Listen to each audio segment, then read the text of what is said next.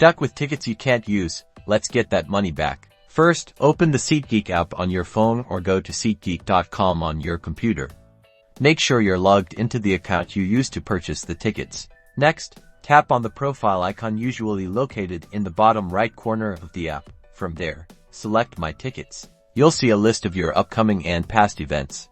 Find the event for which you want to request a refund and tap on it. Now, look for a Request Refund button. Keep in mind, this option isn't always available, as it depends on the event and the seller's policies. If you see it, tap on it and follow the prompts. If you don't see a Request Refund button, you'll need to tap the Contact Support button instead. Select the most appropriate reason for your refund request from the list provided. Then, type a short, polite message explaining why you need a refund. Be sure to include any relevant details. Finally, submit your request.